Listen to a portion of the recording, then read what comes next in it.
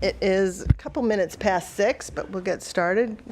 Good evening. This is the, what the heck is the date? February 11th, 2026 meeting of the Beachside Redevelopment Board for the City of Daytona Beach. And may I have a roll call, please, Jessica? Yes, ma'am. Amy Pyle. Here. Mrs. Chairman. Gary Calapolis. Here. Tom Caffrey. Here. Helen Humphrey. She's Oh. excused. Is she excused? I think she'd probably be coming late. A little bit late today. William Bedford. Here. Vernon. Here. Laura Murphy. Here. And Tim. Here. We have a roll thank- call. We can continue. Thank you. Let's all stand for the Pledge of Allegiance. I pledge allegiance to the flag of the United States of America and to the republic for which it stands, one nation, under God, indivisible, with liberty and justice for all. Okay, I'm assuming everybody's had a chance to see the minutes, so if I can have a motion to approve the minutes from the January Motion. 14th meeting. Will? Second. Second. Thank you. Any discussion or changes anybody saw need to happen? No? Okay, without objection, minutes are approved. And we'll move on to number 5, Police Department report. Is somebody here that's going to give the, Captain Conde. no? Oh, yes, please, hi. Come on up. Don't toss him out already. No. Captain Conde is here. Good evening. I don't have an actual report to provide. It is not, I'm sorry, it's not the police report. It says their meridian barrier Okay, presentation. I said report, I'm sorry. The And Meri- typically, that's what I Yes. would do, but Okay, Caught me I off guard. apologize, that's my fault. Thanks.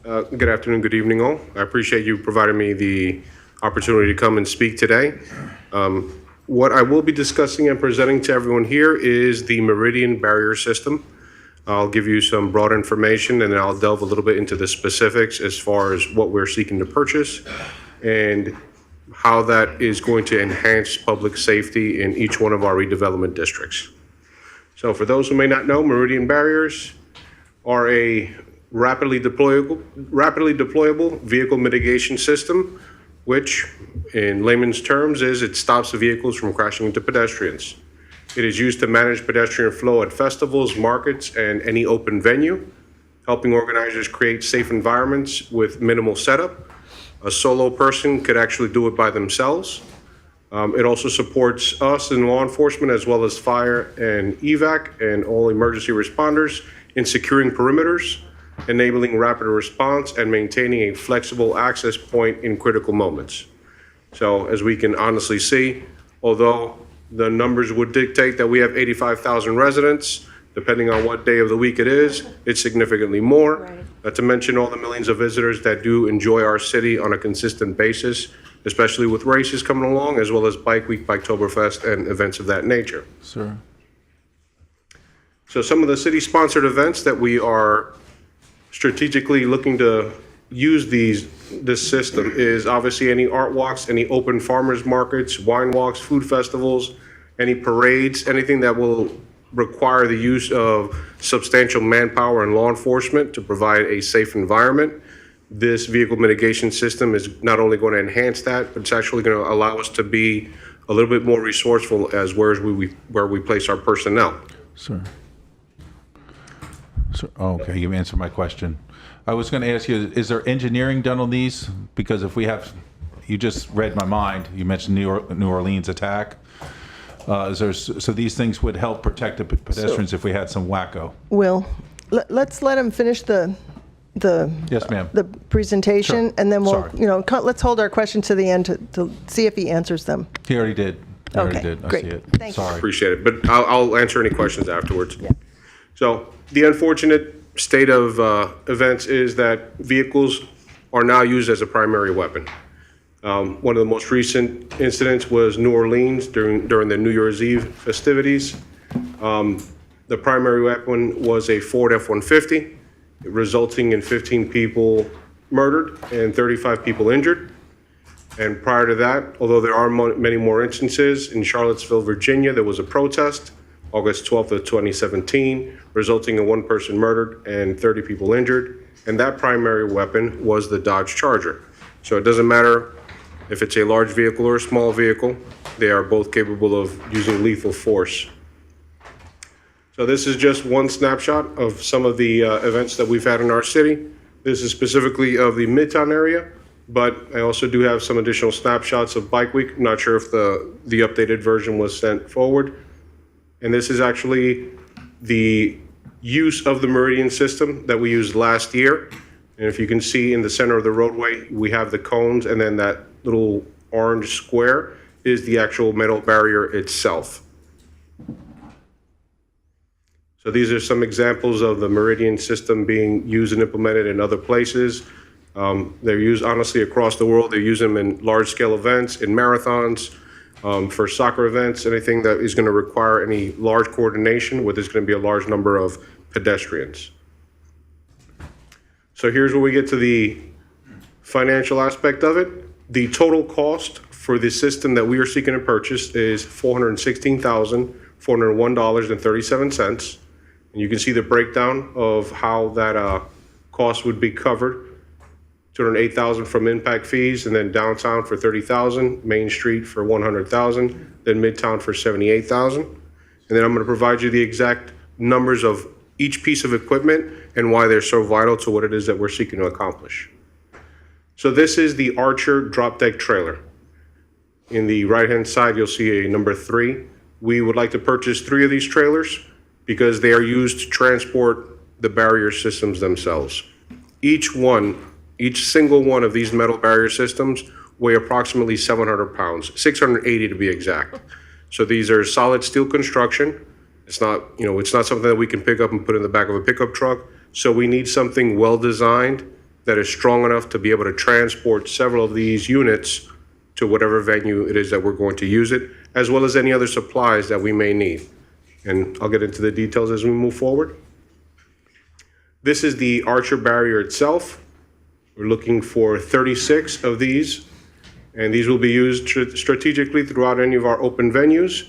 There are a couple of different ways to set it up. You can actually just connect one to the other.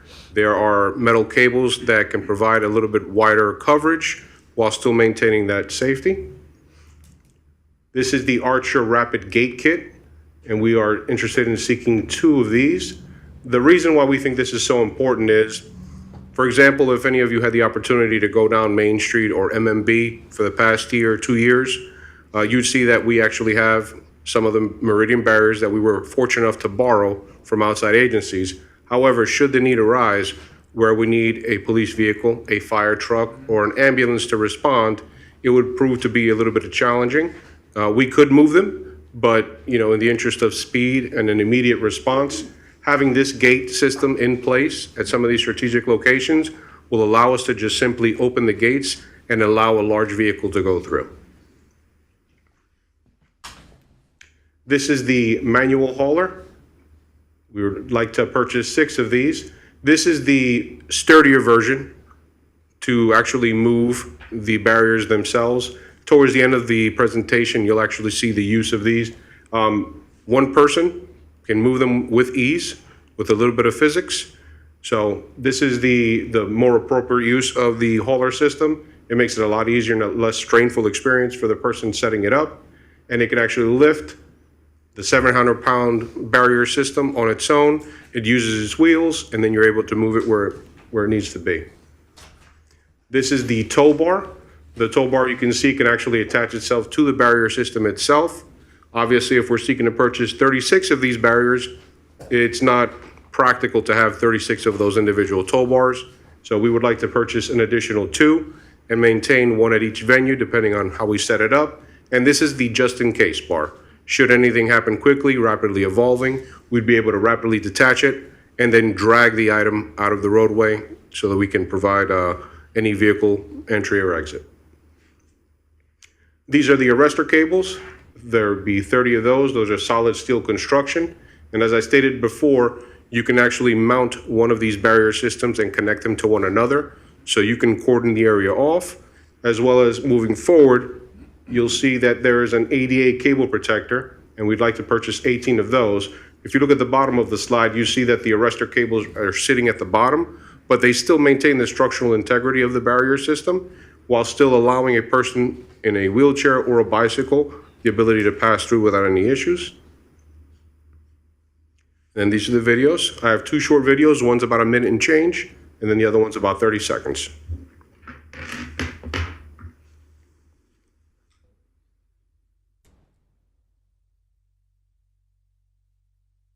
And this is the trailer. It's used to transport 9 of the barriers, and you'll see it has a hydraulic system which will allow the barrier system, which again is about 700 pounds, to lower to the ground, and all it takes is one person to be able to move it around.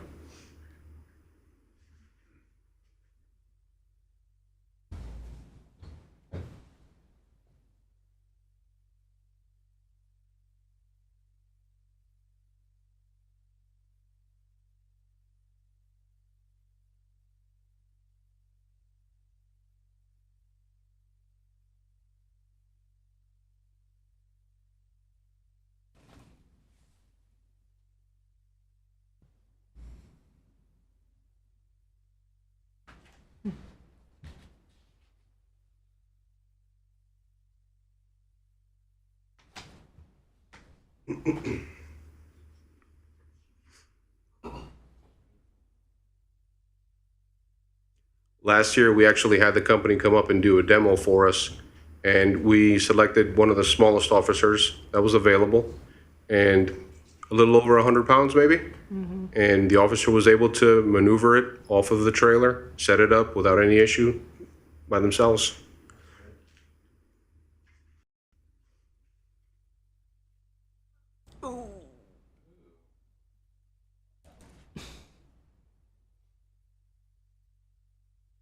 In this video, you see 4 of the barriers, 2 of which were connected together. And then that is the gate system that we would like to purchase. I like that one. We had one at my store. An ambulance used my parking lot if there isn't any problem on Main Street. My concern, I like the barrier because they had just one. And my concern that was somebody could come and get up on the sidewalk and have access to Main Street on either side. It was right in the middle of the road, so I liked the fact that there's a cable there between. Okay.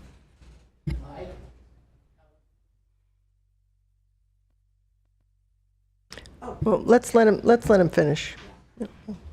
So I do value your time, so I wanted to be brief but concise with the information. As you can see, moving forward, especially in these redevelopment areas that the city is striving for growth, the population continues to increase. We are a beautiful state, beautiful weather, so the special events continue to increase and ongoing construction. So I think it's a vital need for us to provide not only to the citizens, but as well as business owners and any visitors that, come to our lovely city. Thank you. welcome. Anybody have any questions for Officer Cundy? Well, I don't really have a question. I love it. You answered all my questions. I was really concerned about New Orleans. The biggest thing for me is officer safety. If officer working there and somebody goes to ram that gate, that's at least going to stop a car. So if we do have a wacko, it makes it that much safer for those people who are putting their lives on the line for all of us here. Thank So you. I 100%. Anybody else? Vern? Last year, the ones that we rented, they weren't the same amount that we're ordering now. There was fewer last year, wasn't there? We didn't rent those. We were, Well, they were loaned to us. Because I Correct. know there was 2 trailers. I think there was just 2 trailers in the police yard downtown. And I don't remember how many I counted them. I just can't remember how many I counted. And so I was wondering if those were a fewer amount than what we are getting now. each venue has required a different setup depending on what we have available as Well, far that as was for staffing. bike week. So what we have. depending on, especially when we were borrowing them, we had to rely on what was available as well as, what we could use it for. 36 was working within our financial means. our overall objective is to continue to grow this program. So we'll continue to seek other funding sources, grants, things of that nature moving forward to see if we can expand. I think as we continue to grow, there's going to be an ongoing need for it, and we seek to make this the new standard. I agree. Anybody else? Tim? Yeah, somebody wanted me to ask, how did we arrive at the breakdown for cost from each one of the different CRAs? I would have to defer that one. It is based on availability of funds. That's why it's the breakdown. So now, according to who's going to use it more and to incorporate something maybe in their fee structure to help if maybe downtown uses it more, or something like that. It goes by whoever's got the deeper pockets pays more. Yes, and that we have Bike Week. We're also doing a lot of events on Main Street, so it is not like we are going to use less than other CRAs because our events are growing. Okay. Do you have anything, Tom? No, that was a great presentation. I'm just on the board with the kind of question of why isn't divided equally, or even though we have the deeper pockets in our CRA, why it doesn't get divided in a somewhat more favorable way to the entire community rather than just take it all from Beachside. It's not all coming from Beachside, but large portion of it. We're paying basically for the cost of 3 other CRAs. We're paying all in one because it's 30,000, 30,000, 30,000. We're 100,000. So is that right? Yeah. They're paying 78. Yeah. So all right. So I was wrong on the Midtown. I apologize, but. My question would be, will these ever be used outside of the redevelopment area? In other areas, like say something going on up at the Speedway or other places? Or are they strictly for the redevelopment area? Although there is a vague possibility of something like that happening where the need would present itself, but I honestly don't see it. The Speedway has plenty of resources. They actually have their own meridian barrier system, and they're also covered by the Volusia Sheriff's Office, which has their own meridian barrier system. Gotcha. Our goal and our objective is to provide a safe venue for the redevelopment areas. Okay. So that's where we are primarily focused. That is where our special events take place. Right. So that's our goal. Okay. But also, I would like to add that I don't know if you saw on the breakdown, they're paying $200,000 out of the police impact fees. So that means that even if they need to use it outside the CRA, they can use it. Right. So if you see it outside the CRA, is right. They are able to. I got you. Yeah, my issue wasn't actually with the cost. I was just wondering if they were going to be available to events throughout the city. That was the thing. And have you talked to the other CRA boards yet? I have. You have, and so have you got a thumbs up on all of them so Everyone's far? giving me a thumbs up so far. So far, okay. So it's up to us, really. So, all right. Is this something we're going to be unless there's any other comments? Oh, Helen, sorry. Turn your mic on, please. I thought I did. No, you didn't. No, it's red. Yeah, there you go. Oh, okay. I'm just curious. I believe the one that was on Main Street, that I guess you had borrowed from another group, was orange or red. Is that the one that we are thinking of getting? And my other question was, wouldn't they be allocated depending on where there was the largest crowd? So that would be, seems as though if there was a huge crowd someplace else in Daytona, wouldn't we be able to use as many as we needed there if there wasn't a big event, for instance, on Main Street? Main Street has a huge crowd, so I would assume as many as were needed there. And then if there was a big crowd someplace else, we would know in advance and be able to put as many as were required there. I'll answer 2 parts. Sure. As far as color options, there is orange, gray, and I believe there's a darker color, but it escapes me at this moment, so it just honestly depends on which one we choose as far as for the actual color of the system. We are going to make the determination on setup based on the need. For instance, New Year's Eve, Yeah. Main Street is known to have Absolutely. the block party and have the streets shut down. And there's no other venue in the city that's going to require that same setup. So I wouldn't see any need to not put all of our resources in one location. Should there be a conflict of some kind where there's multiple venues active, we're going to do our best to provide an equitable and safe environment. We've been operating without them for the past 20 years that I've worked here. Yes. So should the need arise, we will also seek to borrow. Bethune-Cookman University has graciously offered to allow us the use of their meridian barriers for upcoming Bike Week, and we also have the Volusia Sheriff's Office. So if the need would arise where we're not able to deconflict in advance, that's what we would do. Sure. Okay, dope. Okay, did it? Oh, Laura? Yeah, I love the idea. I'm just really am concerned about the cost breakdown and why it's more for Beachside versus other CRMs. Do you want to? Can I say something? Sure. This item is scheduled to be in the CRA City Commission meeting, February 18, 2026. Okay. So this is something that we'll be voting on tonight, whether we want to spend that money? You are going to make the recommendation Right.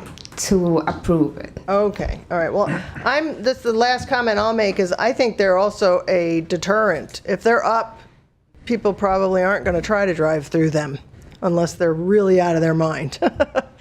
Do you think that, once they're in place, the risk drops dramatically that anybody's even going to try something? And one thing that did escape my mind, and the last video depicted it very clearly, is although that pickup truck, did push forward somewhat a few feet, if you were to watch the video, it didn't close in on the actual driver.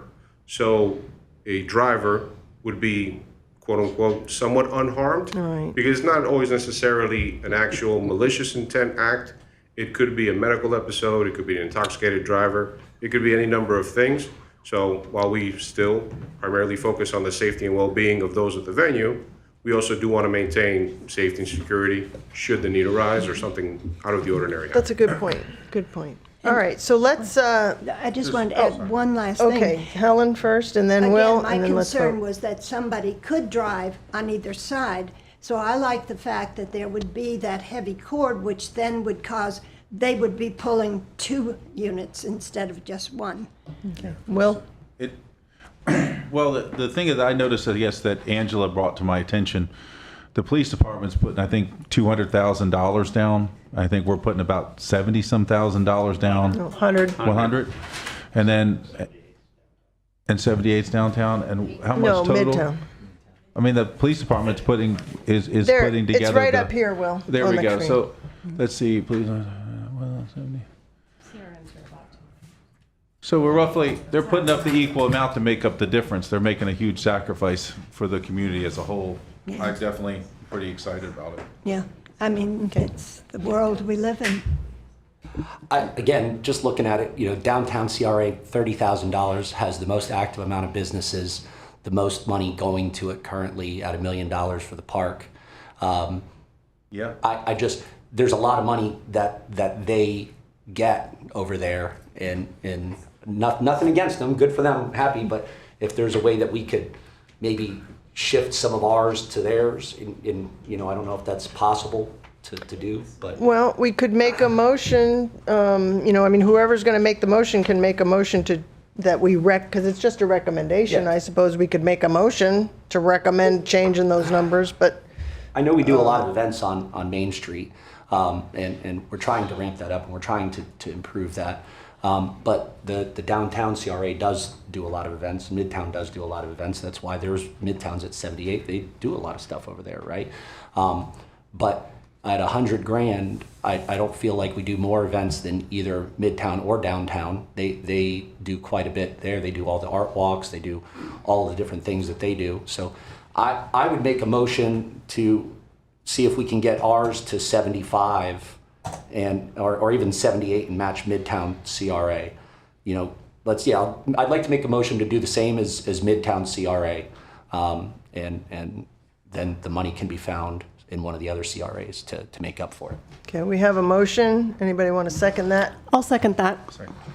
Okay, right, I was gonna actually do that. John, you want to come on up?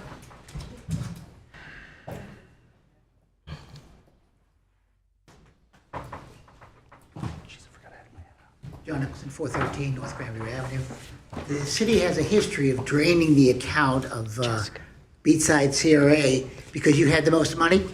And so whatever they charged between the three, or actually the five groups, you all were always charged 2 to 3 times whatever anybody else was charged. So if you have to pay for a lawyer, so does Midtown, so does Downtown, but they pay $6,000, you pay $17,000.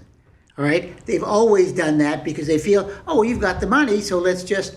So you don't get to have the money to spend on the things that they get to spend on.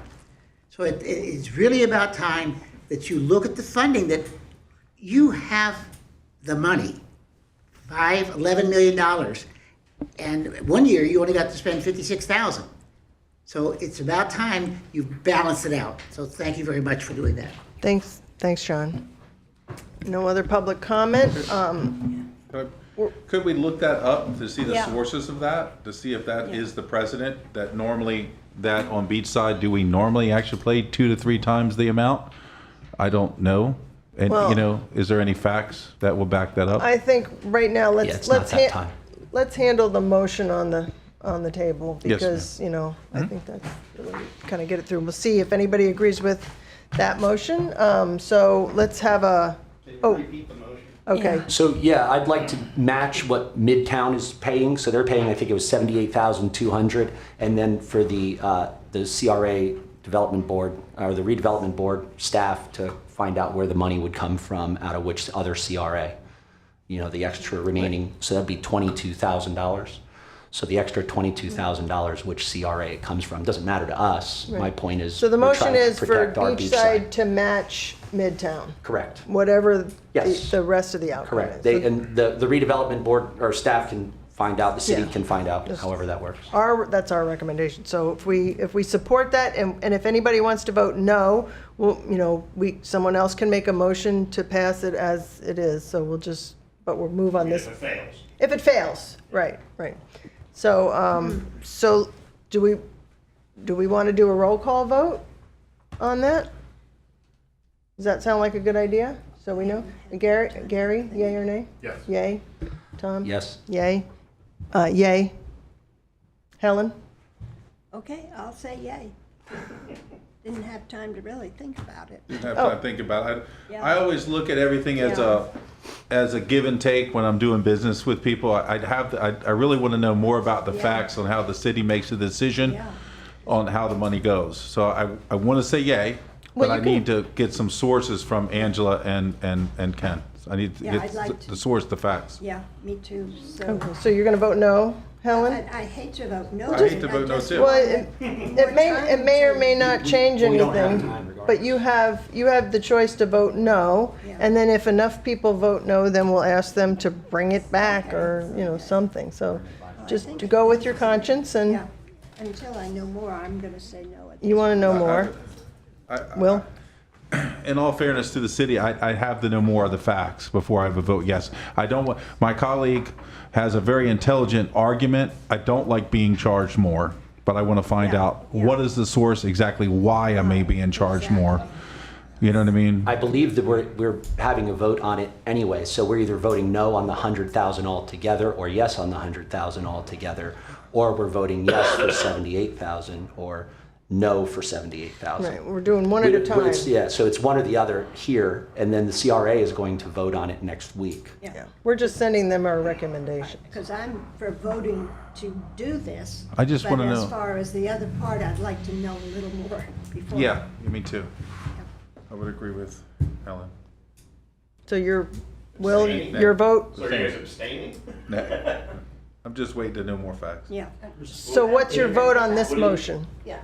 Will? What do you- I'm gonna vote no at this point. I'm- I mean, I'm for protecting the public. I just, I'm for protecting the public too. I hate paying too much more, but I have to say, it. It's probably going to go to the CRA anyway, Will. We're just, This is just one thing. We're not voting on all the other CRA things. This is just one item. That's it. I definitely want to, I want to know why they're charging me that. So if I vote yay, then we're going to find out why they're charging us that, correct? So Angela already told you, because we have more money than everybody else. That's why we're getting charged more. So, I mean, that's the answer. so then it's a yay then for me. Right.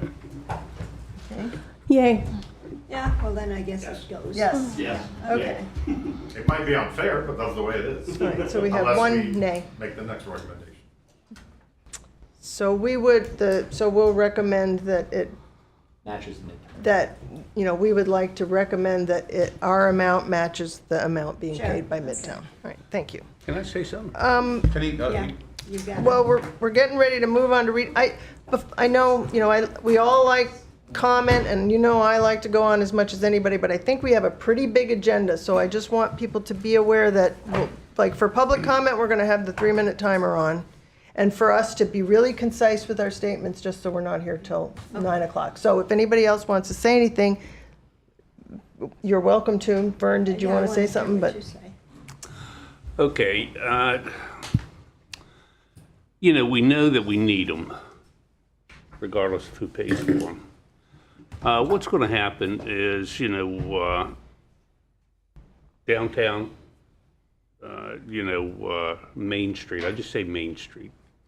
They have a lot of areas, they have a lot of programs that you have downtown, and more of, I'll say, need for these. As far as the amount of money, did you say downtown or Main Street? You I'll just said say both. I'll just say Main Street. Okay, 'cause you mentioned both. downtown. They contributed a lot to the park. They do have events, but nothing near the type of events that Main Street does. agreed. So I would say Main Street Yes. needs these more than anybody. They have them, they in Midtown, they have a lot of events. But I think that the real need is the city, period, need to buy these. I think they should. I agree. And I think that, the breakdown is probably entirely on the amount of money that each CRA has. It's just simple logic, and that's all I have to say. Completely agree that we need them. Though. Makes sense, sir. Disagree. Oh, yeah, totally. Okay, agree with is that. everybody ready to move on to number 6, redevelopment staff report? Yes? Thank you, Angela.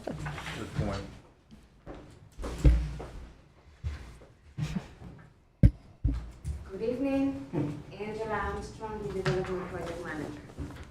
I provide you a copy of the staff report, written staff report. I'm going to read out of this.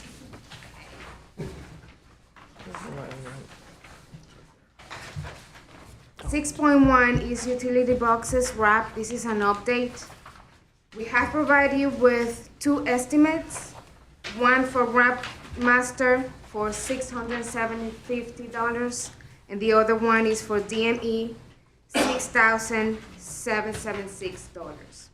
And this is to wrap city-owned utility boxes located on Main Street, ISB, A1A, Peninsula, Grandview, and Halifax Avenue. We currently have not received the artwork. Flowers, as recommended by Mrs. Pyle in her presentation, will be an option, as well as some with branding, since Commissioner Henry stated that branding is also important. Once the artwork is completed, we will bring it to this board for review. We do not have a timeline for this item yet. Any questions? Do you need us to vote on anything with that item? No, okay. I think it's great that it's moving forward and getting there. I would, again, just concur that to Amy's point from the presentation, all of the other boxes throughout the city, in the park, at the Speedway, all of those that are wrapped aren't branded. For uniformity, for the look, I just really would recommend that they become camouflage, but I'm not going to fight on that point. Like, it's just one of those things. Don't see the branding point. And I want to add something because I feel that I have to. So in one breath, we asked for identity on our redevelopment areas. And then on the other side, we said, no, we don't need to identify that we are on the Main Street redevelopment area. So when we said, and I said that on the last meeting, when I said branding, I didn't say that it was going to be the logos of the city of Daytona Beach. I said that we were going to have iconic places such as the band shell, the clock tower, and we're going to include our branding because, you know, we are the city of Daytona Beach. We want to, even though people know that we are in the city of Daytona Beach, we want that keep on their mind, that people recognize that they are on the Main Street CRA, South Atlantic CRA. That was the reasoning behind when we said branding. But it's okay with us. We just want to get it done. Okay, anybody else? Thank you. Next item? Okay. Yep. Item 6.2 is for architectural and pre-construction services proposal. We receive a proposal, and you have a copy of that in your packet, that will provide architectural renderings, design support, and a comprehensive preliminary cost evaluation identifying potential budget, schedule, and scope risk. This approach is a big advantage for potential developer, showing the feasibility of the project and how financeable is and buildable. Also, it will help the City Commission decision-making process by providing them with visual tools that will allow them to understand scale, height, risks, impact, and the true estimated cost. For this item, you have the scope of work. The amount is $8,745, and I would like for you to give our support, recommend if we can use those services. Okay. And we can move forward with the contract. I have a couple questions. It seemed, I mean, this is not for a specific project. It is. It It's is. for 2 projects on the Main Street. Okay, because Yeah. I don't have it in front of me, but that wasn't listed on their. Yeah, but it is for 2 projects right now. Okay. It's for the ocean property that we have, the ocean front property that we have next to Breakers Park. Okay. And for the church property on Peninsula, that is 1 acre. Okay. And can you give us an idea of what, is it going to be a parking lot? Is it going to be a building? I mean, Well, what are we when paying the When we $8,000? started, and that was, I believe you were not here when we brought that. Is for the Peninsula property is for townhome development, and the oceanfront is for a hotel, boutique hotel. Oh, okay. Yes. Okay. They're going to provide renderings, they're going to provide construction costs, so we can have a project ready for first to do the RFP and then for, get a developer easier when they can see that it's a feasible project. Gotcha. And we're going to do this with all the projects that we have throughout the CRA. Okay, so it'll be about 4,000 something per. Depending on the project. Depending on it, okay. Yes. All right, and we like that company. All right, any questions? Vern? What do we have staff for? What do we have staff for if we have to go to an outside contractor to do something as simple as this? Well, This would probably be directed to more you, Ken. I'm sorry. But I think that what I'm getting at is, I sit in the commission meetings and on different boards, and we always hear staff. Staff recommends this, staff recommends that. I know the staff. I know they're qualified to do this. And why should we go to, especially on something of this amount? This is a small amount compared to most construction. So, if we have to get an outside contractor to do everything, why do we have staff? We have contractors that, if I may, Oh, absolutely. Chair, first, We have outside consultants that do a number of things for us, public works, Yes, you do. utilities. Yeah, so there's a number of things, but we feel very compelled that someone who is in the industry, who has the documentation, who has the numbers, who understands the scope, who understands the cost of development, would be the best person to give us the knowledge that we need in order to hire, or at least to bring somebody on who could do the job that we don't do. We don't build any products. We don't build townhouses. We don't build hotels. And so we're hiring a private entity to give us that information so that when we present to someone who could build a townhouse, who could build a hotel, we'll be in a better position to sell our product, because developers we're competing against Daytona Beach Shores, we're competing against Holly Hill, we're competing against Ormond. So the more information that we can provide for products that we want to be built in the city, that's what we're trying to do. You know, and I don't want to drag this out, but this needs to be said. You know, I'm a builder, I'm a general contractor, and I'm a developer. Or, well, I'm retired. And, you know, and I know the staff as well, probably as well or better as you do. And I'm familiar what that's the reason they were hired by the city, to do some of the things, the inspections, they have to know the cost and everything that's involved in it. And I just wonder, and, you know, and I'm not saying that if we pay this contractor to do this, why do we need so much staff? Okay.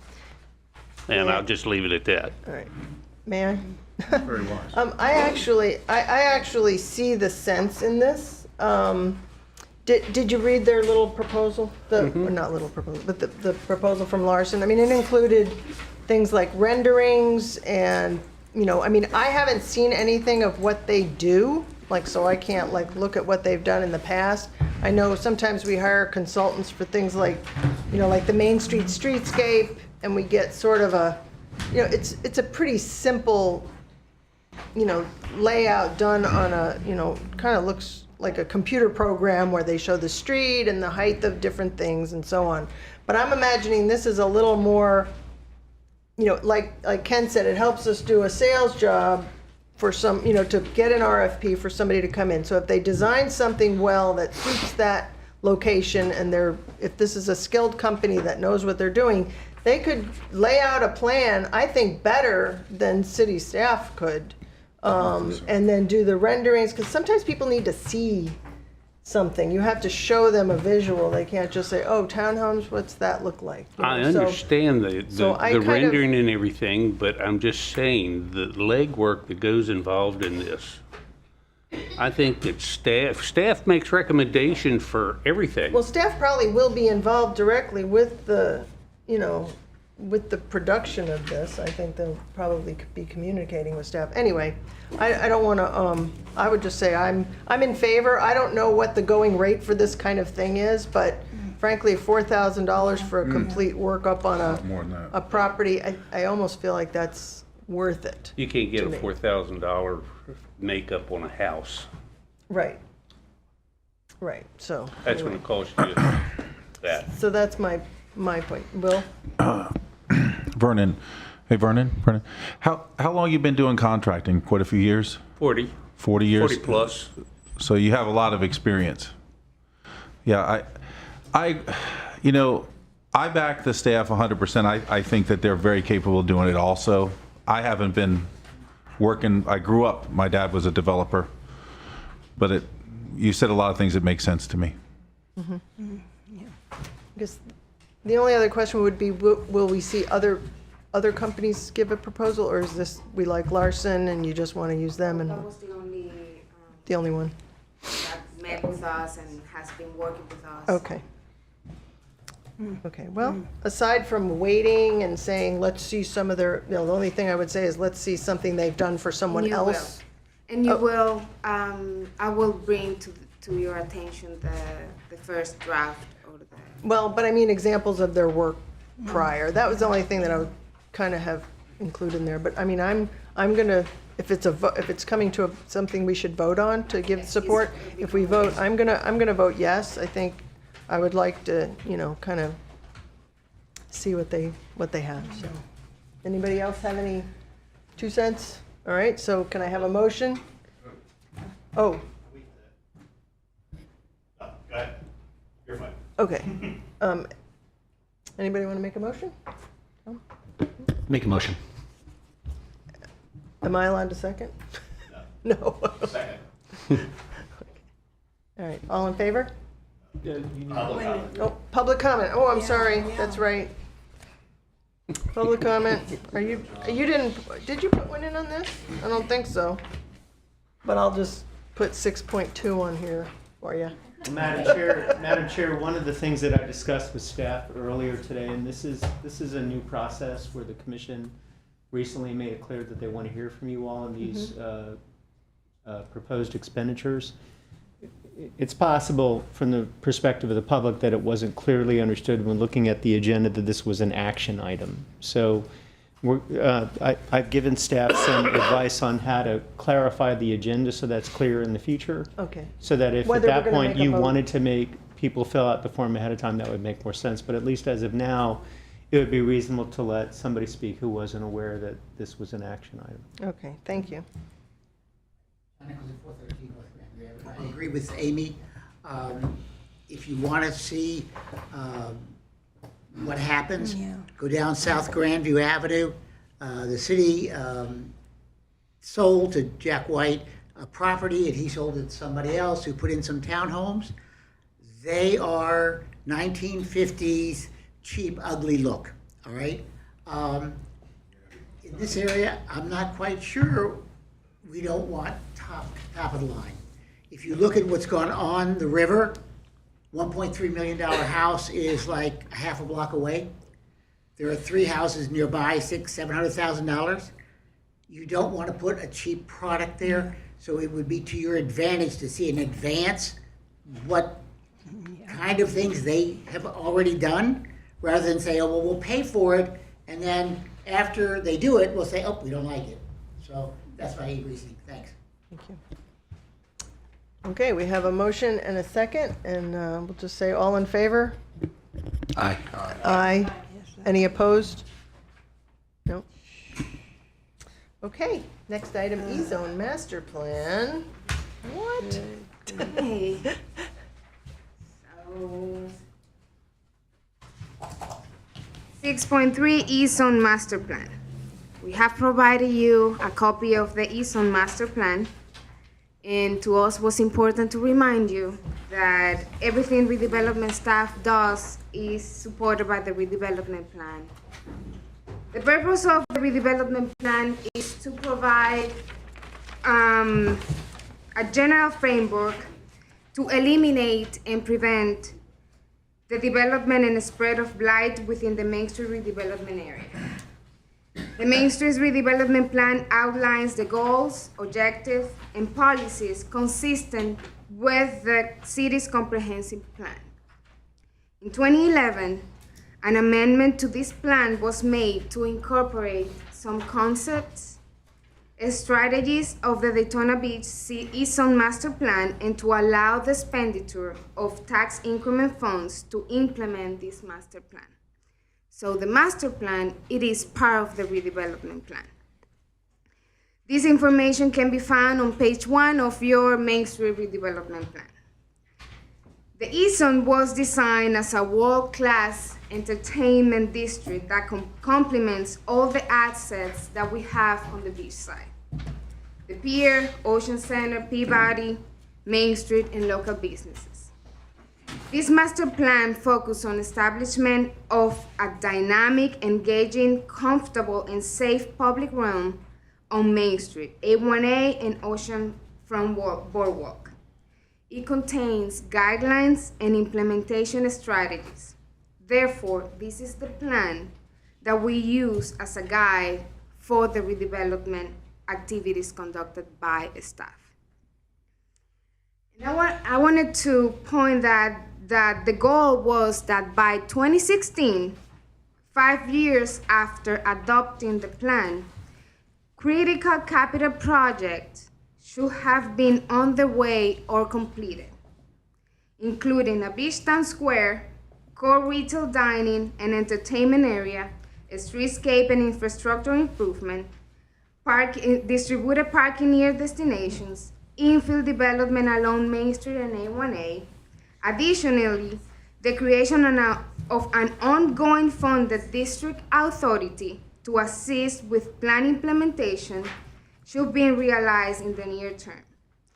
Positioning the East Zone master plan, the East Zone area to attract a new convention hotel to further the area's transformation. On this plan, you will see land use, architectural designs, strategies, building forms, elements such as the pier, the band shell, the clock tower, the beach town square, hotel parking structure, and also identifies where all those establishments should go. And that's the first.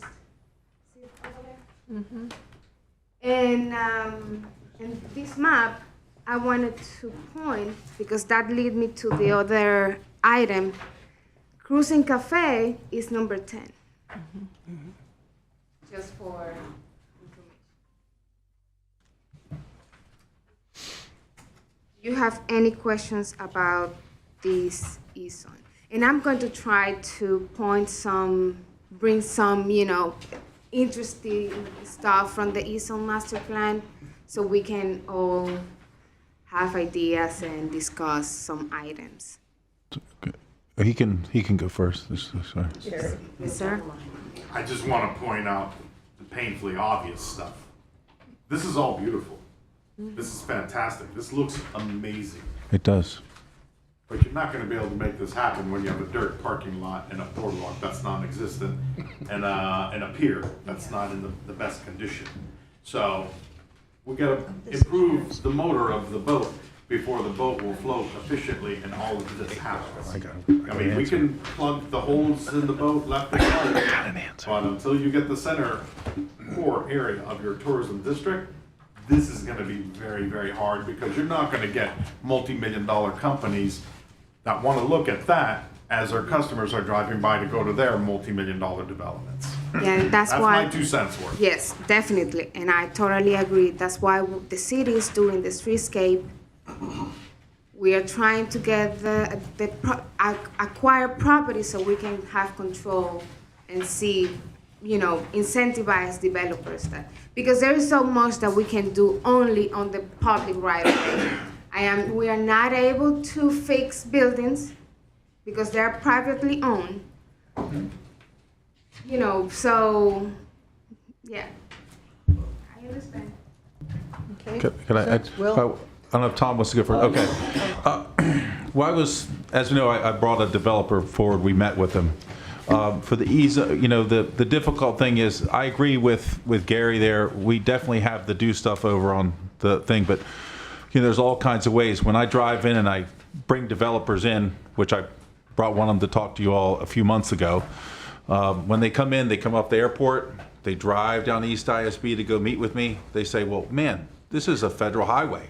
What's going on? There's no businesses here. Yeah. Right? And I said, well, we're getting ready to fix that. That's why we're having this meeting, right? So is this kind of the direction East ISB, so I could give this to these developers and give them a direction? Well, it's a guide.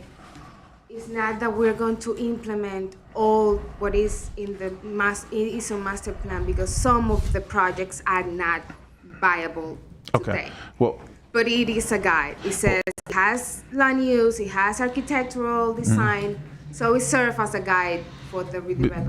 Because honestly, that developer we brought to has the funding to go up there and do stuff on the boardwalk, but he wants to clean up going to the boardwalk before he invests that money, was the main problem that he was telling me just the other day. So there's a lot of things that we're working on. There's a lot of positive things that the city is doing, but I think we gotta fix that gap between the airport when the business people fly in, because the people with hundreds of millions of dollars to come to invest, that's how they're gonna fly in. They're not gonna drive down Main Street and come in. They're driving straight down East ISB to look what's going on, then they're taking a left or a right. So the people who are going to invest the money are coming by. Now we're working on trying to clean things up all together. I mean, even my neighbors were all, busting their butts. But if I have this, which I can give to them or something like that, I can email it to them. I can explain to them because they're going to set up other meetings, and there's 2 other developers that I'll bring to the table. Laura? So this is beautiful. It was supposed to be done 10 years ago. Yeah. So I really see a lot of things that really, we've talked about the low-hanging fruit and, taking a big ticket item before doing the small things seems like, I don't know, it seems short-sighted. Yep. Tim? So, I'm going to kind of blend 2 things together because the list we discussed before, we had the low-hanging fruit and a big ticket item, but our big ticket item never made it to the CRA board about the pier. That is a major thing. I mean, on our nice little overview here, the ocean and the piers, 1, 2, 3. I don't see why acquiring a corner, which again, I'm jumping ahead, why we are not directing money to redoing the direct center, ground zero, the pier and the boardwalk. That is attainable. That is city property. We don't have to go acquire and spend another $4.5–5 million to buy something, tear it down. And I'll leave my comments for that other issue coming up. The pier and that boardwalk is the destination. Everybody that comes to this town goes to the beach. Everybody comes to this town is going to walk past the Ocean Center. They're going to go to there. They might not go down International Speedway. They might not go down Main Street, but they're all going to go to that beach. And that's where it should be focused. The streetscape, yeah, streetscape's great. But major expenditure, I don't see how we keep looking at all this other stuff and not concentrating on what made Daytona Beach the world's most famous beach. The beach, the boardwalk, the pier. That's it. We all know it's really simple. The first impression is the lasting impression. When people get off that airport to invest, it's just common sense. What they see sticks with them. And if I'm going to invest millions of dollars, we're going to have to do something with that gateway and clean it up. Okay. If not, nobody's going to sink the money in it. I can't blame them. Thanks. Helen, did you want to say something? No. No? Okay. Tom? I mean, I concur with the guys. I just, the amount of money that, 10 years ago it should have been done. I remember when it all came out and it was exciting and it was fantastic, but we haven't spent any money on that pier. The restaurant is making $10 million a year on a pier that has had basically a cordoned off section for several years. It needs to be, we should be loving and caring for that thing. That is what people come here for. When my family goes to any other beach town, I never go inland. We're not going inland. We're not jumping in a car. We're not getting an Uber to go anywhere else 3 miles away. We're staying in the beach corridor, and we really, really, really, whatever we do needs to be on the boardwalk, on the pier. Everything else will come. You said the engine, Gary? So yeah, the engine, the absolute engine of our entire economy, that was the original race on the beach. Before it went to North Turn, that's where they started racing.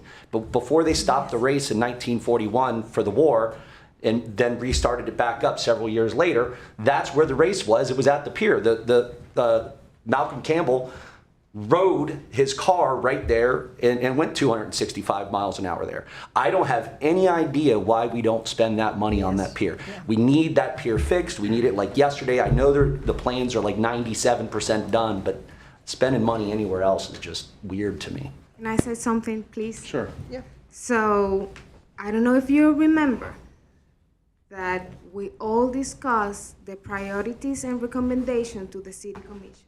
Exactly. And this board agreed, and the pier was not mentioned on the recommendations. Yes, I remember So that. I just wanted to let you know that. And also, we do pay a lot of money for the pier on maintenance. The Main Street does not, but it is very expensive to maintain the pier. So that's why it makes sense that we put our priority, the pier as a priority, because we're spending over almost $1 million every year just repairing the pier. Can I clarify something on that? We were making suggestions that were not the big ticket items. We understood the pier is already in the crosshairs, and some of these other things like no. That's exactly. That's not. That's what I understood. But I made the motion. Yes, you did. I said my top 3 priorities are the pier, the pier, the pier. It's in the minutes. That's exactly what we did. Right. Madam Chair, you had 7 items that you gave to Right, the I know what That's they exactly are. right. Please don't read them. But if it was misunderstood, It wasn't misunderstood by me. I mean, Excuse me, so we're in a public meeting, it's probably better for us to talk one at a time. okay, sorry. Go ahead, Tom. So we were tasked with finding items that we thought we could get done immediately. Low-hanging fruit is what that was for. Our task was that, to get things done immediately, and that's why they voted for February to get it done. They're not putting the pier on a February meeting to get the pier done, to immediately do that. We understood that. We've had meetings about that. We've sat here and we've talked about the pier every single meeting. Okay, well, I disagree. right. One question, nobody kill me, please. No, the pier is important, but as we said, as we sat down with developers over and over, to get people in there, we're going to have to bring the developers in here to spend the money so we can get the tax revenue to put a new pier in to help with that boardwalk, because it's so important. It is the lifeblood, but first we have to generate the money to do it. Just common sense.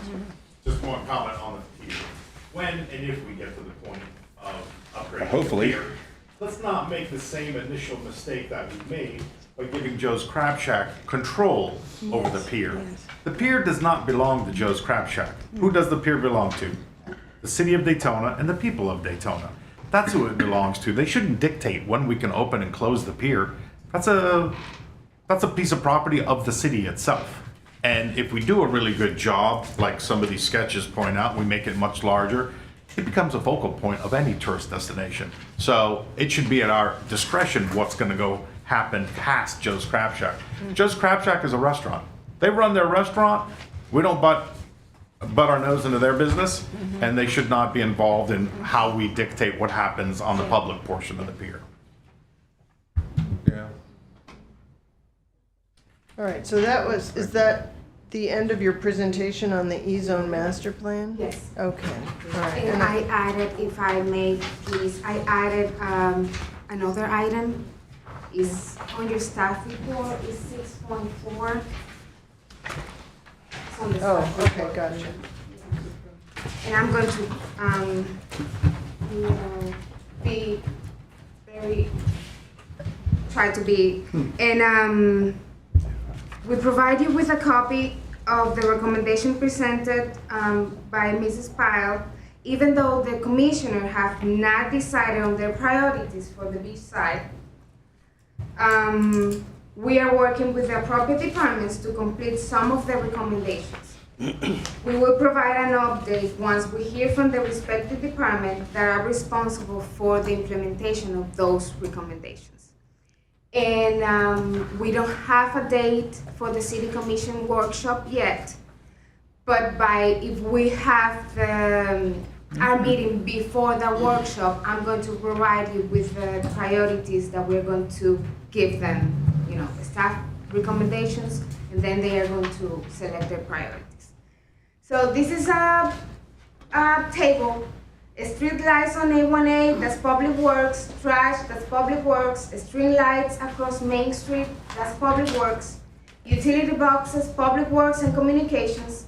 Peer advertisement, TBD, because we need to get together and see how that program is going to work. But it most likely will be business enterprise and Public Works.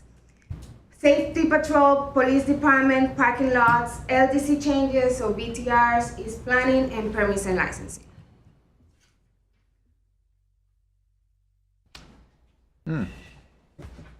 Okay. I know, John Nicholson, you had said you wanted to speak on the E-zone plan. Can you do so What's this thing? briefly? Thank you.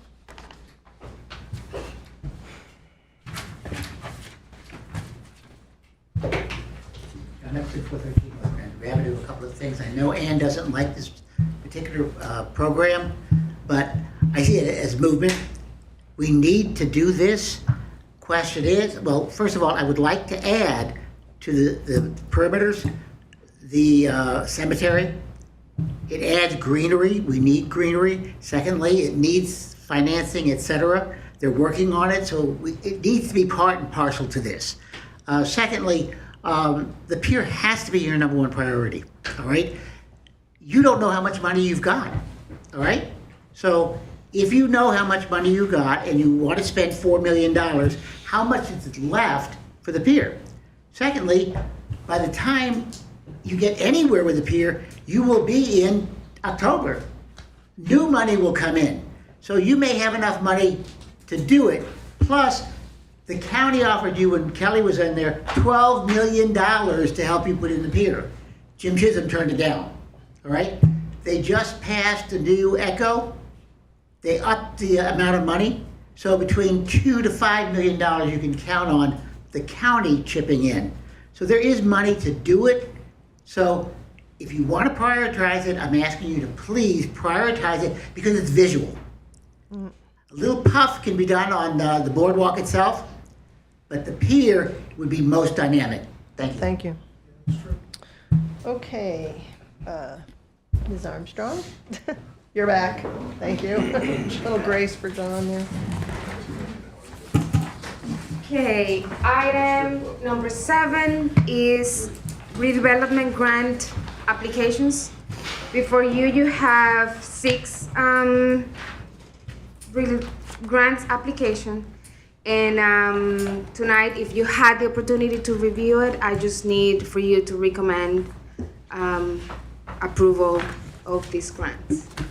Okay. And if you have any questions, just let me know that I can answer. Did everybody have a chance to look at these? Yep. I'd like to make a motion to approve. Okay. Second. Second. All right. All in favor? No? Public comment. Public comment. Public comment, thank you, Ben. Public comment on number 7.1. Do we have any? I don't have any. Thank you. All right. All in favor? Aye. Aye. Sorry, sir. Thanks. That was good. Boy, we whipped right through that one. Number 8. So is this, I'm guiding it? Okay. Yes. So if everybody has had a chance to look, I don't know how many of you watched the commission meeting. I believe it wasn't the last one, but the one before, where the redevelopment board presented the purchase of Cruising Cafe and associated lots. And there was a lot of discussion, and I guess it got kicked back to us to discuss in in this public forum. So lucky us, we get to talk about it first. So I guess, I mean, I'm not gonna anybody would like to start? Start. Um, Um, If everybody's familiar with it. So, on this property, just looking at the appraisal, looking at some of the things that are there, they didn't use a single building in Daytona, and several have sold in this area directly. They used one place in an hour away from us in Crescent Beach for the appraisal. All 3 or 4 or 5, 6 buildings on Main Street just sold for a total of $6.7 million through Consolidated Tomoka. So that's, I don't know, 55, 60,000 square foot of building with tons of parking. Nope. Yeah. So that was the Full Moon, Bank and Blues, Dirty Harry's, all of that. So he just bought all of those properties. The city bought a 40,000 square foot building for $3.1 million right there. I just don't see the value in it, and especially to just tear it down. So I look at it here, and in one of the things in the lease after the fact is we're only charging them $5,000.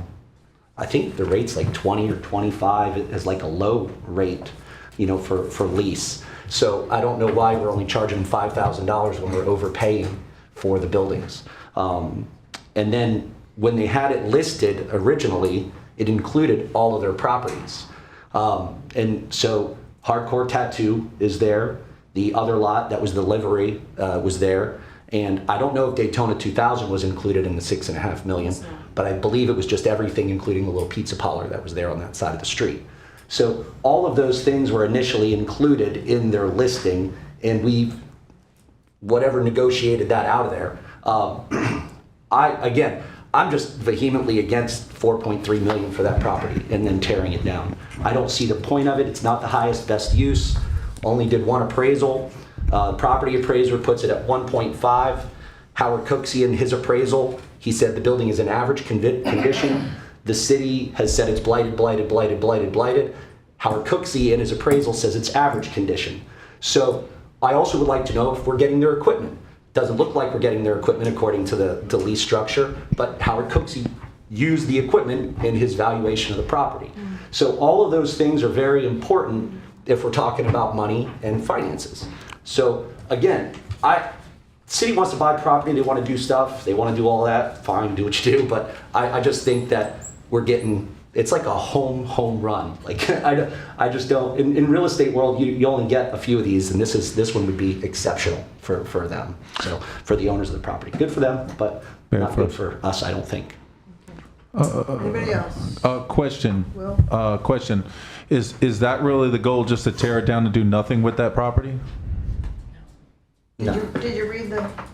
Just want him to say it. What do you? From my understanding, though, there's a place down the road. I think it's some kind of like big brewery or something that needs like some extra things going on in that corner to clean that corner up. I know that there's two different groups. I can't discuss the one group because I have a company that does security and I work for them coming in.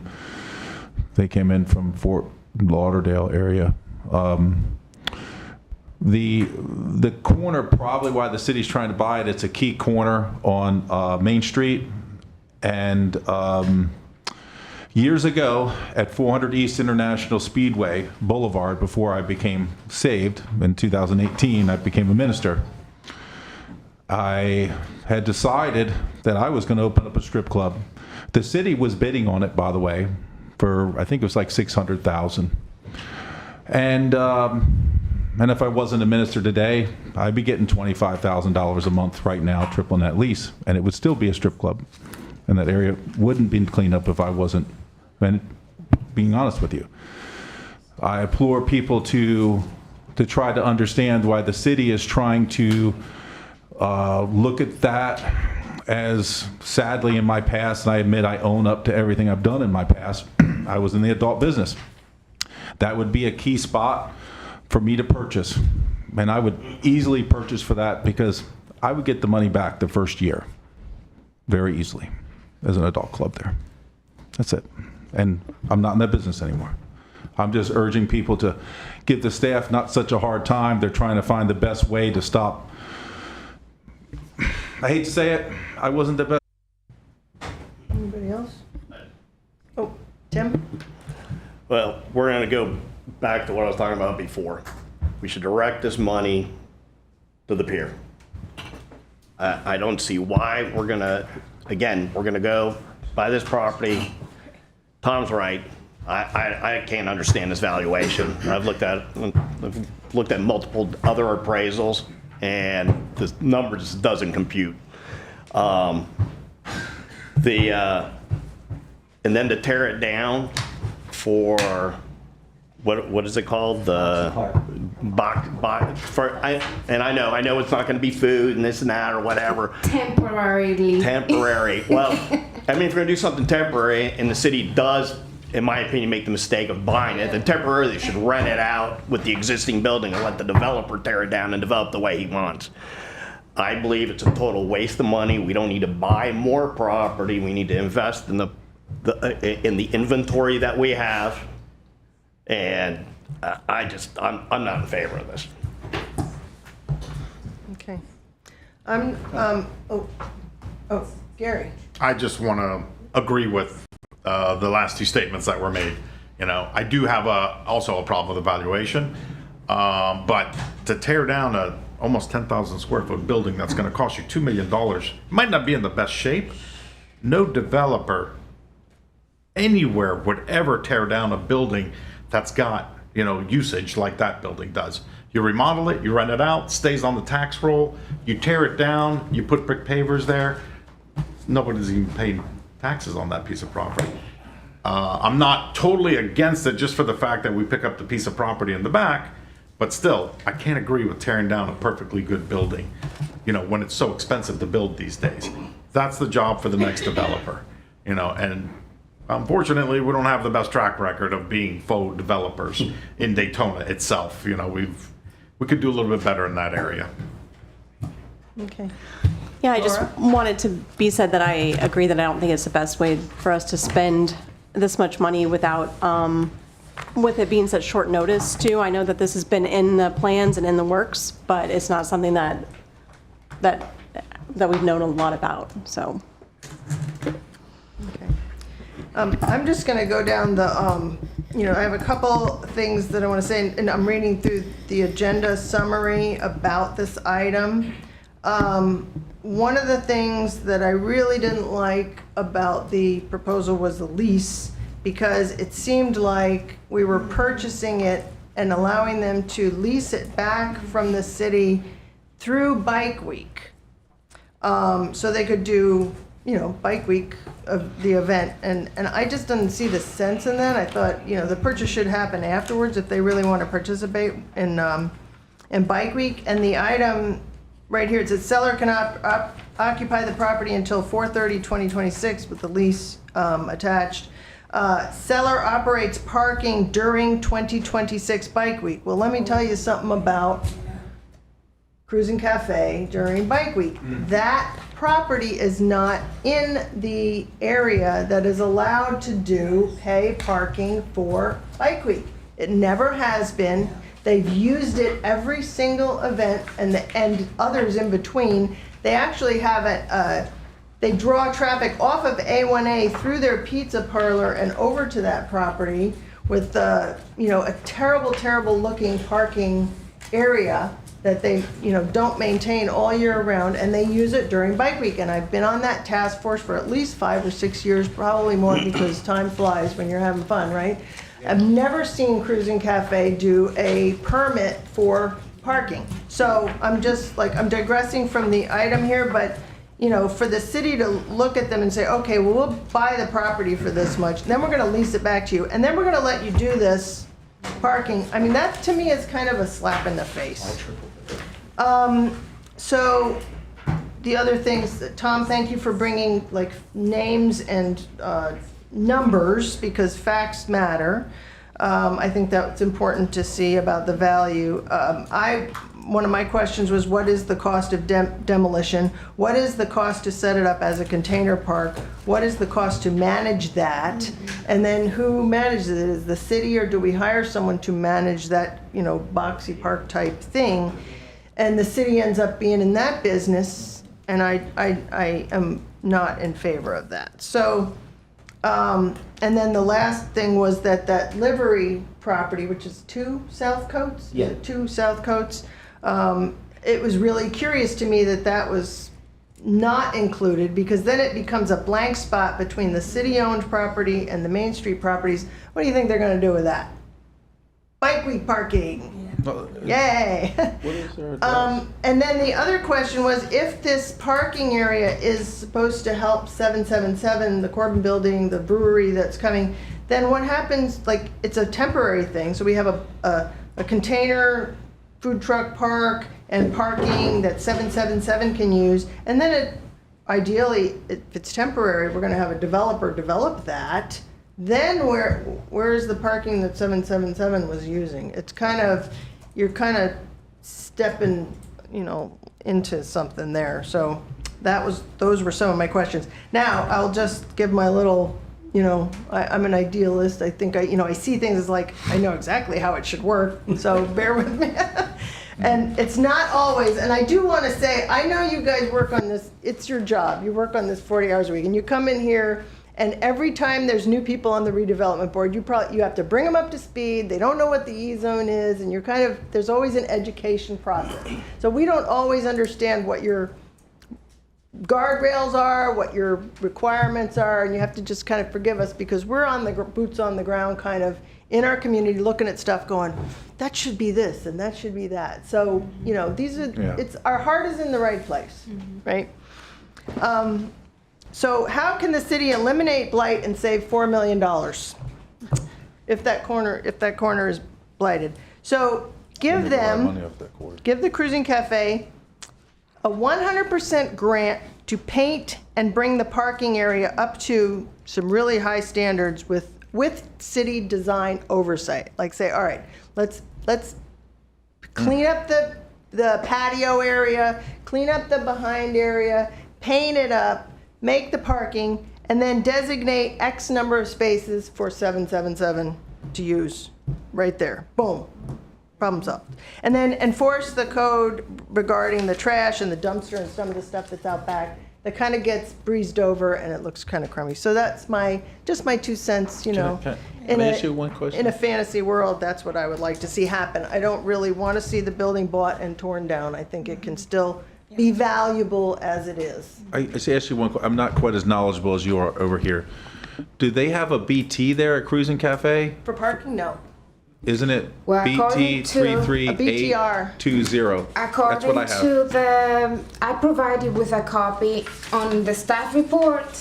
They have a BTR for parking. There is a parking information, and this is just for your information. It was not done by me. It was by planning and All right, which page are we looking at? You're looking and the last page says the second to the last page. yeah. It says current business tax receipts for parking, and Cruising Cafe is there. Yeah, it just 2 South Atlantic. Yeah, that's That's their But address. that's not on Coates. But where is the parking for Cruising Cafe? Exactly. On Main Street, there's no business that requires parking. Yeah, so yeah, correct. It's a- I don't know, but I maybe can that answer is that. the address that they're using for the BTR because I don't know. I can answer But that. they have a current I can BTR answer for that. parking. When I tore down the Denny's on East International Speedway Boulevard because it was like a homeless thing years ago, and I paid to do it. I didn't get any grant money. I paid out of pocket. The parking lot, which was grandfathered at the time, was across East ISB. So therefore, that's the issue with Cruising Cafe. Even though we don't like it, a lot of times those are grandfathered in uses. And that's the issue that we have here. So, I will just mention, I'm sorry, Helen, go ahead. No, I was always aware that the parking lot had to be contingent to the building. I know No. on Main Street there was a restaurant and wanted to use the property right across the street. And they were not allowed to, and they ended up moving. So, I'll just say this about the livery. I know about that property. That property itself is, when it got torn down, Gilbert, I went to those meetings and I protested against it being torn down because it was a historic building. Amy was at those meetings. We didn't know each other then, but that building, when they tore it down, there was an argument about parking, and Gilbert stated that his parking lot is always free. Anybody can park there anytime. And he said that up here. So my point is that there's a little bit of a misconception, and I was at that, and I have had people from their parking lot come into my business, and this has been a few years now, but I've had people from their built business come into my parking lot and F-bomb my customers. And so I am just completely against it. It's crazy. Yeah. And then if there is a BTR for parking on, now there's a couple of contingent lots, so if the BTR is on all of those lots, are there in the city ordinances, are there standards for lots that are allowed to be used for pay parking? Isn't there supposed to be a sign posted No, with, I can answer that. I went through it. it's in the code of ordinances, through it. I don't remember which one, 94, there's a- 94 something or other. There's a provision in the Code of Ordinances that applies to paid parking lots that require signage. Right. On rates. Right, Yeah. right. But the issue is that we have is a lot of these, there's a group of them here that are grandfathered in. You understand what I'm saying? If it came back and if they're doing it since the 50s, 60s, or 70s, Yeah, Mr. There's- Bittorf, they would not be grandfathered in from Code of Ordinance provisions. good deal. Okay. So So, regardless, if that's the case, then code enforcement should go in and require them to, create a parking area that is appealing. And it's just some of the pressure that can be put on them to where they're not, yeah, so that is where, to the extent that the Land Development Code otherwise imposes requirements in design or improvements for parking lots, a parking lot that was legal at the time those provisions were adopted, that doesn't comply with those provisions and that continues to operate, would be considered to be a legal non-conforming use or structure that can remain so long as it's neither enlarged nor expanded, that kind of thing. gotcha. Well, I still think that's, good for discussion. That's a gray area. I wouldn't know specifically whether that dirt lot is or is not a legally non-conforming lot, but I can just tell you what the Land Development Code provides. For sure, it's not. Yeah. And I'll just throw in, so many times businesses want to talk about not enough parking on Main Street. I say if Peabody, when they don't have something going on, those are beautiful parking lots, and why we don't have access to not just Peabody, but the other parking lot that's back there. Why we don't. You're talking about the county's parking lot. Yeah, many of those back there, they're all locked down, and yet, yeah. The county's just separate from us sometimes. We just have to work some kind of partnership with the county to fix that issue. Yeah, yes. Well, we don't need Yep. parking. So Actually, I think they are working Your on an mic. agreement with the county. Mike, They want to rent the county lot to the city, if I'm not mistaken. We were, but we don't need parking. Well, kinda, sorta. If something develops on the boardwalk area, guess what? You just lost a huge parking lot. Then what are you gonna do? You're gonna complain after the fact, 10 years down the road? Oh my God, we don't have enough parking now. You know that's gonna get developed, maybe in our lifetime, maybe not. I don't know. But if it does, you do need parking. I'm always the person that says we don't need parking, but if we're going to think about parking, we have parking that we own already as a city that we should negotiate to build parking garages on. Agreed. We own the Hilton lot, we should renegotiate that. Well, We no, should figure. so, I'm sorry, we own the Hilton parking lot, but it's been leased to the Hilton under a 99-year lease. And so, effectively, for the period of that lease, the Hilton controls the use of that parking lot. Yes, sir, I realize that, but if maybe the city were to go at some point to them and say, hey, we will renegotiate if we give you a couple of floors of our 5 or 6 story garage, I can't see why they would decline that. They may, but it's always worth a talk. That's all, just conversation. No question. And the lease contains some interesting language that if you read it really quickly, seems to say that they might be obligated to accept alternate parking spaces, but then if you read it more slowly, it then says if acceptable to them. So, yeah. Catch-22. Yeah, so there's room for negotiation, but not necessarily, coercion on that, so. okay. Gary? Moving forward, we're wondering why Daytona's struggling to move forward because of terrible negotiations that we did. Who gives a 99-year lease for a parking lot? For $1, it's $1 a year. China got Hong Kong for 99 years. They're making $2 million a year off that parking lot. Of course they don't want to give up those spaces. Can't blame them. This is what we need to do, is prevent from making future bad decisions going forward. Tearing down a 10,000 square foot building that we're going to pay $4 million for, not a good move. No. Not a good one. We ready to make a motion? Oh, We ready to make a motion? yes. Can I have a motion, please? I make a motion that we recommend not purchasing the Myara property. Second. Second. All in favor? What? Oh, sorry. John, Yeah, beat me to you it. already have your paper in. Come on down. I'm just terrible about that. I'm sorry. We're gonna give him co-counsel. John, sir, did you want to say something? Oh, okay. But did you do a form? You can fill a form out when you come in. Okay. Yes, John. Nicholson, 413 North Grandview Avenue. 35 years ago, we were purchasing half of this block that we're now considering for $750,000. All right, Kerry Smith decided not to do it because those businesses, the people that own those properties, there were some houses there at the time, had gotten together and they said, oh, we'll sell it. Well, we didn't buy it, all right? There was a time we were going to buy the Corbin building. Archie Dodani and Nick George bought it, I think, for like $2.5 million, and they were willing to sell it to the city 6 months later for $7 million, all right? A little profit there. So these things are happening all the time. We had an opportunity to buy a property for $7,000 right next to a lot of vacant land, and we chose not to. The $7,000 was too much money, all right? We can't always sit there and say, don't, because of the money. We have not spent money, big money, in this area since the Wyndham. And the Wyndham's been there 23 years, all right?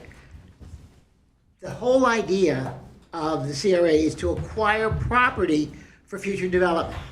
Now, we've got a bunch of property around there that we could send out RFPs and get buildings up, but we haven't issued an RFP in 30 years, so it's about time we did it. I would ask, one, that building is savable. There's no reason to tear it down for a third empty lot at a major intersection. You don't want 3 empty lots. Right. It's terrible. Having those makeshift, whatever they are, that you might put in there, is not going to be as attractive as a brick and mortar building, all right?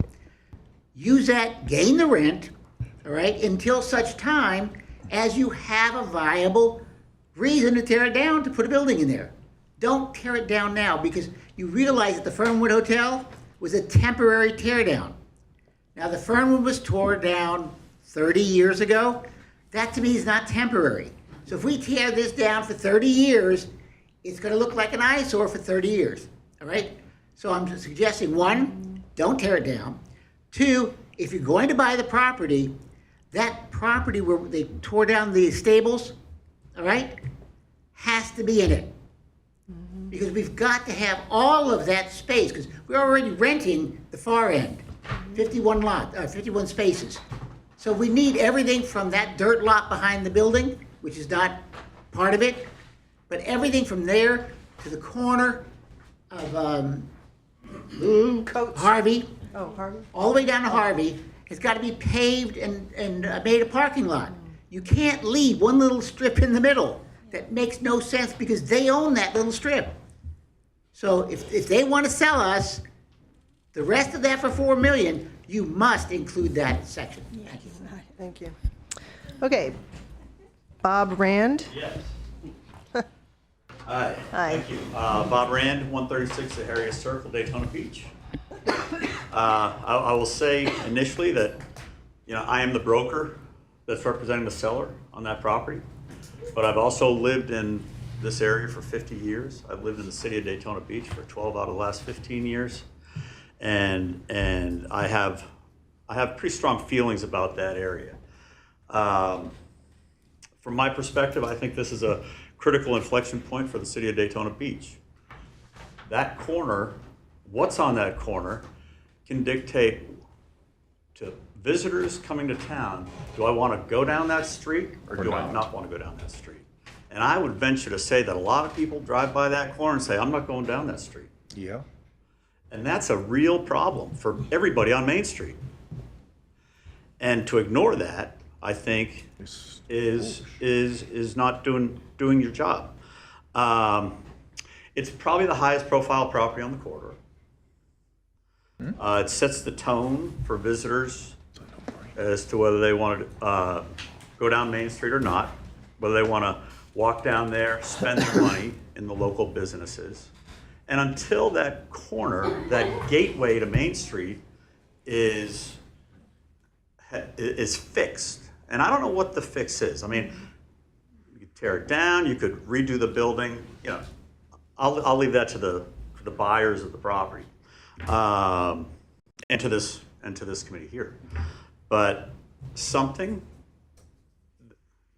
that is the corner that dictates whether people go down that street. I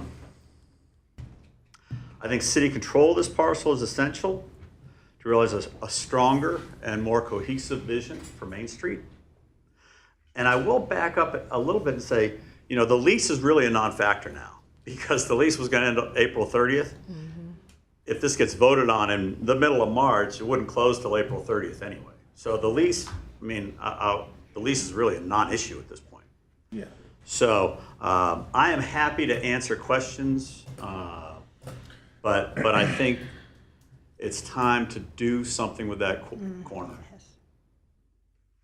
Thank you. Sir, Will? Oh, wait. look, I would ask you a question. How long have you lived here in the area, sir? 50 years. Okay. In fact, 50 years this year. Have you noticed that degradation on East ISB over the 50 years? Oh, sure. Okay. When I was a kid, I used to go to PJ's. Okay. Well, that's, of course, is the place, I right? grew up at PJ's. So, Talking about Cruising Cafe. I know we're talking about this, but this is really the same issue here. This is the same impasse that the city dealt with over 20-some years ago. I urge people to pull the trigger on this before we make the same mistake twice. Kick the can down the road again, but you're going to be faced with the same issues. Okay, Vern? I'd like to ask you a question. Sure. How about just bringing it up to code? You're a real estate man. A buyer can do that. Why doesn't the owner do it? Yeah, why not the owner? The owner has been operating legally there, from what I understand. They're open. If they had major violations, I would think the city code enforcement would address that. Well, that's to be seen. Well, the owner may or may, you know, I think the owner wants to retire and be out of the business. I think they want to move on. And now's the time. That's when the opportunity is for a new owner to come in and do something with the property. I have a question. Has the seller had offers from anyone else to come in and do a restaurant or any kind of entertainment facility there? We are currently negotiating with another party, but we you know, with this on the table, no one's There's someone else coming. no one's gonna Of course. negotiate seriously. Gotcha. Anybody else? Questions? I just, Tom? my recollection might be different, but how long do you think the property has been on the market overall? I know we've been working with the owners for 2 years. I don't know before that how long it's been on. I know it was on and off. I think they put it on, took it off, you know. Yeah, I think SVN had it on market for somewhere around 6 years. My point is that if there were a market for it at the price that they have it listed at for anybody other than the city, it would have likely sold. I will say they're not getting what they had it listed at. Okay, Yeah. so Yes, sir. so that's they're getting probably 30% lower than what they had it listed for. Now, one can argue that a listing price is a listing price, right? Right. You know as well as I know that a listing price is just what the seller wants. I completely agree, but we're also, as a city, not getting all the properties that were included in the original listing price. Okay. That was a negotiated I item understand. to get to a price. Yeah, there's what is it? There's a price that you want, a price that the other party wants, and then there's what it actually goes for. There have been active understand. negotiations on Yes, this sir. property for 2 years. Anybody else before we take a vote? Let's let Laura have a The moment. one thing I just wanted to ask you, be honest with you, you're familiar with PJ's at 400 East, right? Yeah. How long was that for sale, and how long did the city negotiate with that? How That was many long years? before I was in the real estate business. I Well, didn't follow those things. It was That for multiple sale. years. It was well over 4 to 5 years. Yeah. Okay, So- maybe 6. High-profile properties, that's not abnormal for high-profile properties came in and just grabbed it. because there's a perceived value, and then, by the owner, because it's a very high-profile property. So that's not unusual. Laura? So if, are they open to more negotiations? Is this something that we're still batting back and forth, or is this a hard line in We the have- sand? I think there's a very hard line from the seller. All right, is that it? So we have a motion on the floor to recommend not purchasing. And if we have a second, right? We had a second, and we've had discussion. So all in favor of not making the purchase, say aye. Aye. Aye. All opposed? Aye. Okay, there you go. Thank you. So that's that. So now we are on to public comment, which I have two people, excuse me. Anne, would you like to go first? Since you haven't said anything yet. Ann Ruby, I'm speaking as a resident of 138 South Noble Street. I want to go back to how you allocate expenses that are going to go across all CRAs. So on this one, looking at the Act for Balance Annual Comprehensive Financial Report on page 176 for fiscal year 2024. That's where these balance numbers are coming from. The downtown balance was $1.88 million. Main Street was $11.82 million. Midtown was $1.98 million. So that meant downtown paying $30,000 was paying 1.6%. Main Street paying $100,000 was paying less than 1% of their available balance, just using that number as a benchmark. Midtown was paying 4%. Midtown was paying 4%. If you want to pay the same thing as Midtown in Main Street, so you apply the 4% to your $11 million, you should be paying $465,000. So I guess what I'm bringing these numbers up because across the board, CRAs feel like they're always being asked to pay too much. And there is a real issue on how do you allocate expenses that cross CRAs. And I think looking at just the absolute dollar does a disservice to that. So I guess I would challenge all of you who felt that the $100,000 is too much. How would you like to see those expenses allocated? Because less than 1% doesn't seem quite right when Midtown is paying 4%. So I just think that you need to give that a little thought. Thank you. Thank you, Ann, for the Thank you, facts. Anne. John, anything? Shirley? There's something else, yeah.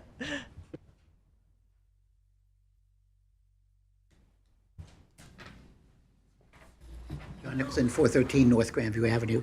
I went to the CVB listening session, and they handed out a bunch of flyers and whatnot. Several years ago, I asked Jim Chisholm when downtown and Midtown were having brochures touting what they had in their districts, what restaurants they had, where to go, what to see, etc. And so I said, well, why don't we have one for Beachside? And he said, well, if you want one, you have to pay for it out of your pocket. We're not going to take it out of the CRA. Well, we have plenty of money in our CRA. Why would he not have it? Now, there's a second brochure that went out for Midtown, which is their Heritage Trail, all right? Well, we have a lot to offer on the Beachside. Why don't we have a brochure? So Midtown has 2, downtown has 1, Beachside has 0. And I don't believe that the residents should be required to put out a brochure, and I think they would be of value because Helen often says, we don't use that kiosk at the end. All right, now it's been 3 or 4 years now, we've been discussing using that kiosk. It could have been rehabbed in 2 days, and we could have had it for 3 years now, and we haven't been doing it. We're holding it up because we're now going to do things for other parts of the city. We don't have to keep doing things for everybody else. We need to concentrate on the Beachside CRA, the pier. It has to be an effort. We have to clean up. That has to be an effort. There's a lot of low-hanging fruit. There's one thing of those 9, the police have their, starting in April, will have their police. A lot of the other stuff could be done relatively easily. That is a given. That's on the way. You have to concentrate on the pier.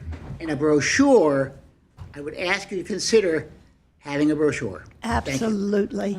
Thank you. Okay, because I want to speak to that. All right, so you want to do the first board comment, Helen? Because we're on to board comments now. I've argued about the kiosk for years and years and years. On one part, my business doesn't depend on tourists other than Bike Week and Biketoberfest. The rest of it is because of what we make for the racetrack, for whatever. People wander in by accident from the Hilton, and they go, I can't believe it. I can't believe this business is here.